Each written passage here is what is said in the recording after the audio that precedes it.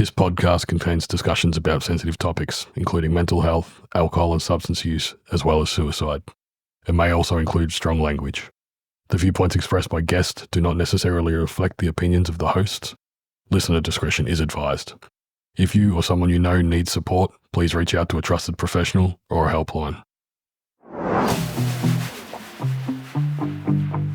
Welcome to Twist the Throttle, the podcast where we crank open the throttle on life's toughest rides. From mental health struggles to life on two wheels. We're here to have real, raw, unscripted conversations that break the stigma and help you navigate the road ahead. So grab your helmet, hit the road with us, and remember, it's still okay to pump the brakes. Together, we're shifting gears on mental health. Here's your hosts, Ambo and the Prez. Oh, well, 1 week has passed and we've got our new guest. How you going, Bam? Good. That's good. All right, so we've got Bam Bam with us, who's a member of the Rustnut. She came on board, our first female member, took over, social media member, secretary, charity committee. I mentioned earlier that we have lots of big personalities in our club and it works because everyone works together. Bam was one of the ones that was breaking our balls about making sure we got stuff organised. So it's been a pleasure having you in the club, mate. And welcome to the podcast. Thank you. Very important part of our club. Definitely. We all are a very important part of the club. Your vest is very heavy, though. You've got a lot. You've got a lot of those little patches on it. A lot of the name patches and position patches all down the side. We'll start things off with our little icebreaker questions. Like, what bike do you ride? Suzuki Boulevard. I think it's a C50. When was the last time you rode it? Well, I've broken the blinker now, so that needs to be fixed, but I don't remember. The funny part is like, I think the funnier question for you in our club is, what bike don't you ride? The Lux. The Lux. You can't reach the bar. No, I can't reach. You can't ride my one. No. No. Too fast. Every, Is it too fast? Something like that. I don't know.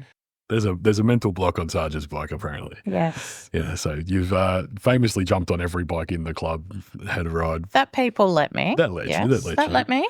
Yeah. You had a competition with Abs, one of our other members at the Prez Run, to see who could ride the most bikes in a day. He will lose. Yeah. That's it. So do you have a dream bike? Is there a bike that you'd like over any other, if money wasn't an object or anything like that? One bike that I've always wanted is an R1. An R1? I don't know why. Oh, nice, yeah. Yes. So a bit of a sports bike. I would have picked you for a cruiser girl. No, but... Have you ridden one? No. I've always loved it. I think you need to take one for a bit of a ride. I need to. But my dream bike is probably the Indian Chief. Not another Indian rider. Okay. Sorry. No, okay, so thank you very much for coming along today, Time to go. That's the end of that, isn't it? So what actually got you into riding in the first place there? I don't know. We've always, just growing up, having dirt bikes, and we used to actually race them as kids down at Laverton. Yeah, cool. Yeah, we used to race them, got trophies, ribbons, and that's good. All of that. My little pink Pee-wee 80. Cool. You got photos you can put up on our socials. Oh. So that You reckon you could dig one up? I'll dig them out. Yeah. Let's see. I'll dig them out. So I actually met you through the club. Yeah. We met Rockhard, who's coming on for an interview early next year. Yeah. His brother is your husband. Yes, that's right. The family is pretty much the heart and soul of the club. Much love and respect for all of you guys. You kind of got your husband back into riding instead of the other way around. Is that right? Yeah, well, he stopped riding for a while. Yeah. And I more or less stopped the insurance on the bike. Yeah. And then once Roger got his bike license, that's when he started riding again. I've always had my license and it's always been for dirt. And the love for the road has been since COVID. Yeah, definitely. COVID changed the world, didn't it? Well, you first met us. Well, your kids met me first, actually. Yeah, Luke met you first. They figured out that I was a Pokemon hunter. And Mum, they're bikies and they love Pokemon. That was, They had the pleasure of meeting me first, the big scary biker. Yeah, I think. That plays Pokemon. Yes. And I've got really good ones too. Yeah, I think most of the club met Evelyn first because she came to dinner with Nicole and Roger one night just after she had surgery. So you're a mum of 3. Mum of 3, yes. Been a bit of a tough year this year with hubby working away for a big job they had up in Canberra. Yep. So been doing it a long. Massive mental breakdown. Yeah, we had a couple of nights on the phone. And yes. One night where I was just sitting on the floor of the bedroom and wouldn't leave until I saw you go to sleep. Just to make sure you're okay. And knock on my door at 11 o'clock at night. It's pretty hard when I moved living away and working. It's hard because you need the money to keep the family running as well. What I think was the most hardest was I quit my full-time job and I was always at home. Yeah. So there was no time to ride. There was no me time. Yeah, you lost a bit of yourself. And then the financial situation. Which hasn't been any easier with the Australia's bloody interest rates at the moment. No. Still tough times, yeah. And then that's when, I hit rock bottom. Yeah, it's hard. Yeah, and mother of 3, your eldest boy, Lukey, who's one of my best buddies. School refusal, schools, massive issues there. Yeah, ADHD boy, same as me. So he's got on the spectrum. So it's not a normal situation where you've got great support around you from your parents, and from the club, and 100%, family and stuff like that. But obviously there are challenges that you've been going through this year that have made life a little bit tougher. How have you managed to use your bike, or what are you using for mental health to give yourself that 5 minutes to yourself? I think it's more talking. Yeah. At the moment. Now that I'm back working full time again, it's riding the bike back and forth to work. Yeah, it's good fun, isn't it? Yeah. Yes. I'm loving it a bit too much. Yeah. We say we twist the throttle for mental health. It's been a lot better being back at work. It's amazing. It's just getting you out of the house environment. It's freeing as well. You feel like you got more freedom. And then just riding to work at 4:30 in the morning. Oh, how nice. And the breeze and nobody's on the road. Yeah. There's half as many people trying to kill you as the normal later in the day. That as well. Yeah. And then the speeding. We don't speed. We keep it under the limit. Righto. Yeah, but I like coming home as well. Everybody else is stuck in the traffic, and we get to zip up to the front. And, that's right. At no more than 40 kilometres an hour. Of course not. It's 30. 30. 30. Oh, good. It's down to 30. Yeah, it's 30. Read the road rules. I clipped a mirror with my handbrake yesterday on the way to work.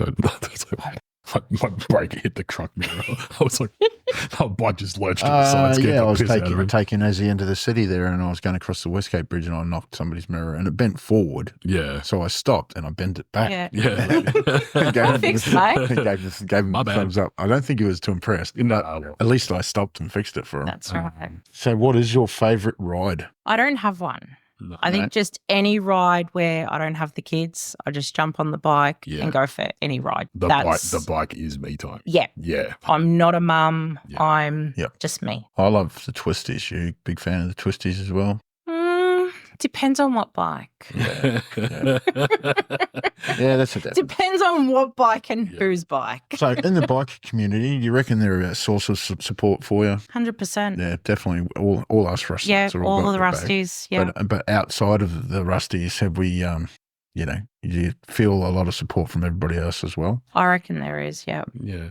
If people follow our social medias for the club stuff, that's all Bam's work. You'll see every ride. Yeah, she's done some really good work for our club, getting our name out there. Going out to events, people will recognise you, come up to you, then start talking to the rest of us. It's like you're the gateway. It's nice. Yeah, it's really good. The friendly demeanour you give out is amazing. I love it. It's really when I'm myself. Oh, you can be a cunt. I am. I'm glad you brought that up. It's not all roses. Look at this. I'm not here to blow smoke up your ass. We've had some arguments as well. Yeah, I love your enthusiasm with all your bike decorations, and You're lucky I haven't got Christmas lights on the bike. Yeah.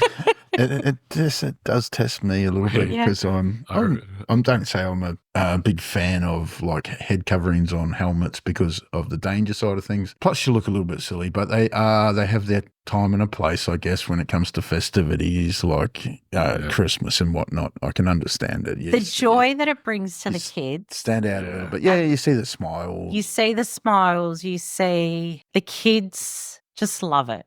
Yeah. That's good as well. That's where... I mean, I love riding along the road and seeing kids waving and, you know. It's a nice feeling. Big thumbs up and give them a bit of a rev. Yeah. It's good, yeah. 100%. I remember one of our funniest conversations, Bam, was very, very early on when I hadn't actually got to know you that well yet. And we had the first meeting where you were added in as an FNG, and then the second meeting, you pulled me aside for about 20 minutes out the front and tore into me about something. And I said to you, and this is why they don't let women in bike clubs. And then you sort of went like, yeah, I understand.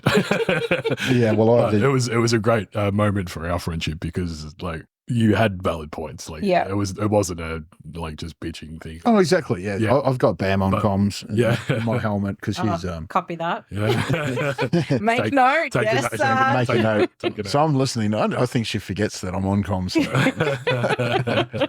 But yeah, so it's important to have the communication between everybody in the pack, and you're normally at the rear end and keeping an eye on everybody. So I do cop a little bit of conversation, and it's key for me to remind her to take a note. Take a note. And get an iPad for the bike now. We do need one of the mounts for the bike. If anybody knows how to do that, reach out to us. That'd be good. Not sure of the legalities of that one. Maybe not a big iPad. So mental health can be tough to talk about sometimes. Do you feel comfortable talking about it? Being my sister-in-law, Nicole, Bounce. Yeah, reaching out to her. She has been. She's my other husband. Yeah. We call each other our other husbands. She's been my rock through a lot of family and just everything. Yeah, it's an interesting dynamic having obviously, sister-in-laws, so both married to the brothers, the family dynamics beyond the immediate family are always, you go one generation back and it's always nightmare. Doesn't matter who you're talking to. There's not many people who have great relationships across the board with their families. We've had Nicole, we'll have Nicole on soon, Bounce on the next couple of weeks, I think. So one of our other freshly through the FNG process. Yeah, it's good. You'll catch the other side of it. So we're talking about mental health and the support. So you could reach out to all of us, and you could call me at any time of the night, and we'd always have your back. Yeah, 100%. So not just talking about this year with Peb's been away and all the rest of it. What's been your biggest mental health challenge, and how did you overcome it? What was your tools you used to get through? I would have to say it's this year. Yeah, it is this year. Yeah. Even with the 3 kids, like I've always had postnatal depression. Yeah. Always struggled with that. Have you been medicated for that? Yeah, I've been medicated since I suffered from depression before I had Luke. Yep.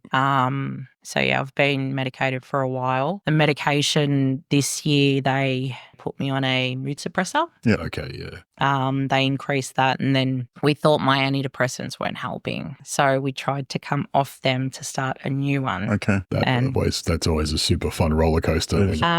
It was really bad. Yeah, messing with your brain chemistry is. And then we figured they weren't working, so we'll just stay on them. We've spoken in the past that mental health and depression especially is one of the more difficult ones to deal with, because is it environmental? Is it chemical? Yeah. Is it a medication thing? Is it a time thing?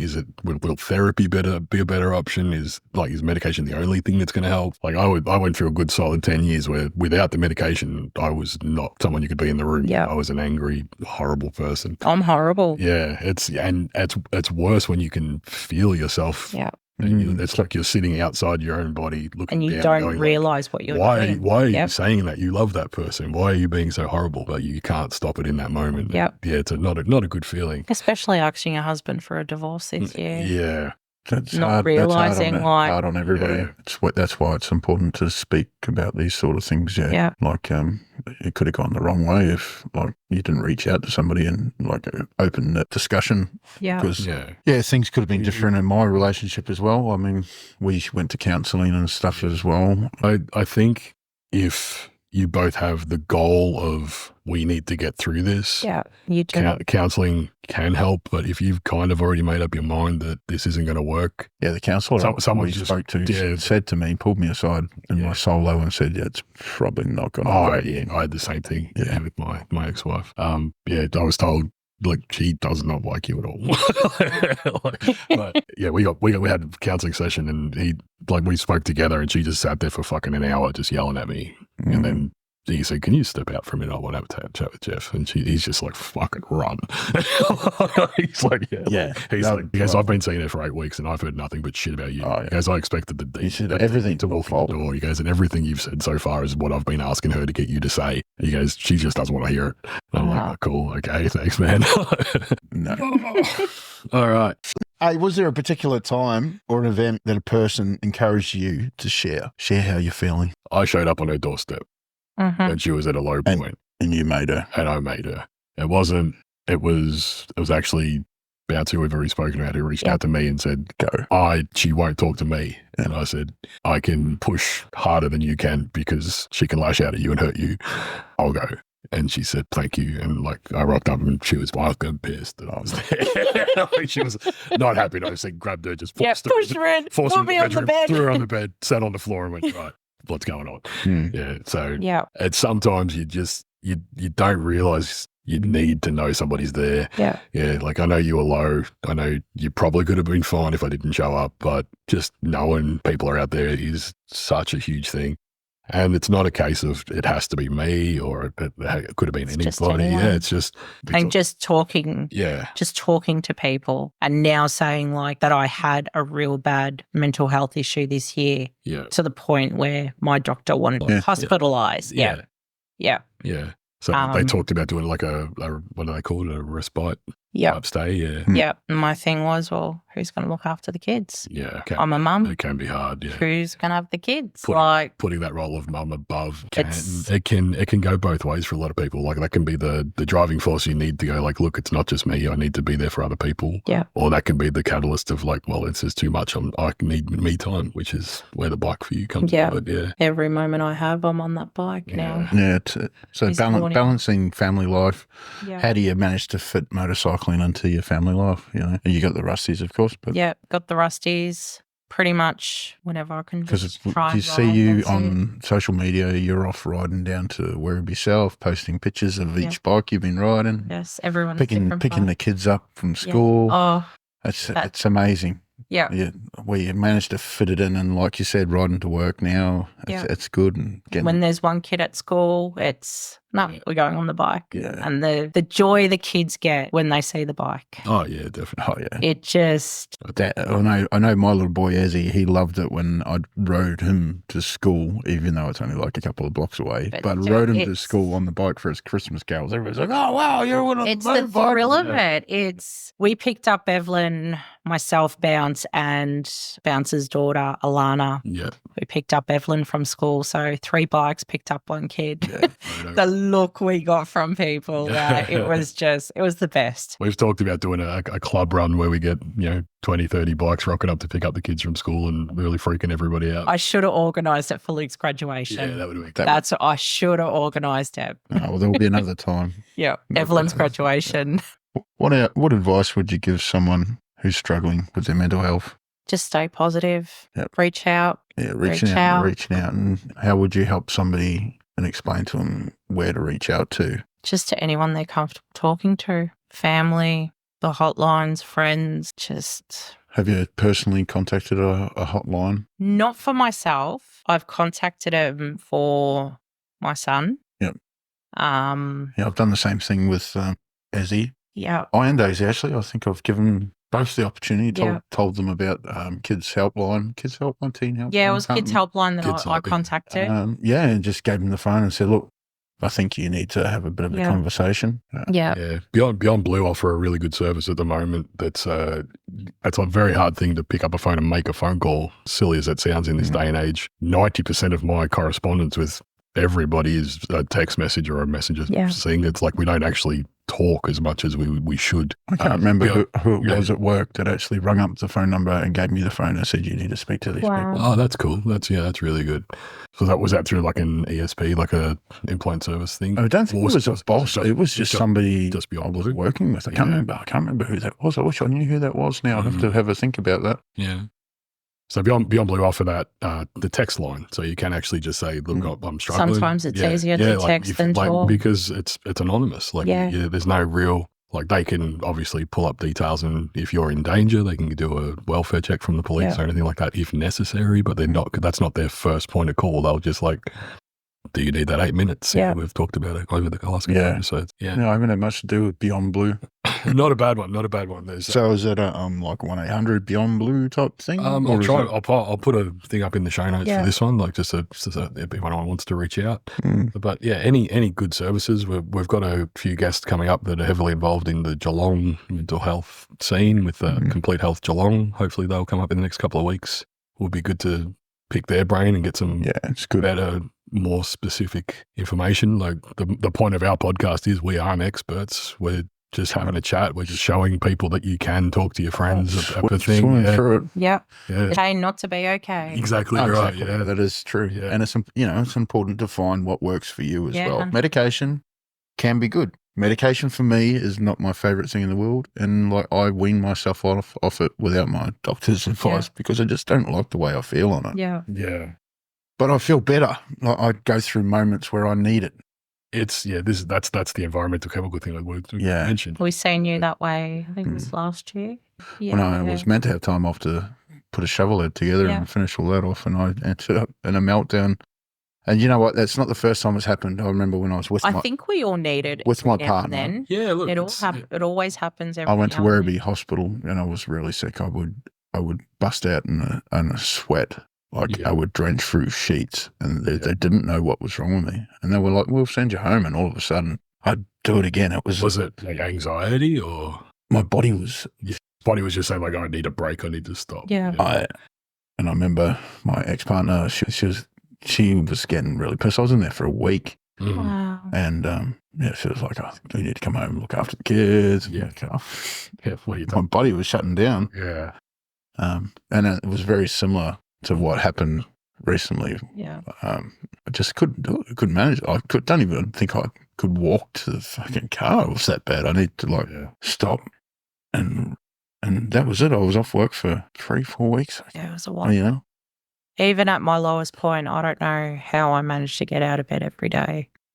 Yeah. That's because you put your kids above yourself. Yeah. Same with me. I put my kids above me, mate. Yeah, I know. Most of the days it was Evelyn, my 7-year-old, that would take Elise to the toilet, make her a bottle, she stepped up. She is my rock. Yeah, of course. For 7 years old, she is just everything. Yeah, my kids are bloody good too, yeah. They step up when they need to. They really do. And they cry with you. Definitely, yeah. They see you hurting. They know you're hurting. Even I've seen, your boy who can be pretty full on and really, push your buttons. He can see you crack and know that he's like, no, mum needs something else. He's a very loving and affectionate boy. Yeah. He is. He might have his troubles, but deep down, he's a good kid. He is a really good kid. Saying he's a good kid. He just, all your kids are. Yeah. They're all testing. All kids are testing. Trust me. I absolutely love your youngest because for 95% of the time she can see me, she wants nothing to do with me. She's like watching me from behind your legs.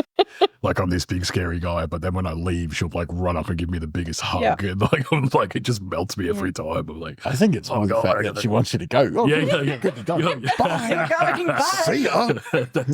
It's bloody time. Finally leaving. One of my favorite questions we ask our guests is, if you could go back in time and talk to your younger self during a hard time, what advice would you give yourself? If you could, knowing everything you know now, everything about your life, if you could go back to a certain age, what would you want to change? What advice could you give yourself? Just stay positive. Yeah. And everything will work out at the end. Yeah. It's an easy thing to say, stay positive. It's not an easy thing to do. Not when you're in a bad state. Yeah, I always feel like And then that, you think negative. And we talk the meme of the puppy sitting in the middle of the house on fire, like this is fine. It's okay. It's okay. This is all right. Like we're okay. Yep. Gonna run out of fuel eventually. Like yeah, so we've talked about riding down the road. You're on comms with Sarge. Do you have music going as well? Yes. Are you a rider with music, or are you? I love my music. Yeah. So you twist the throttle to the beat, or you?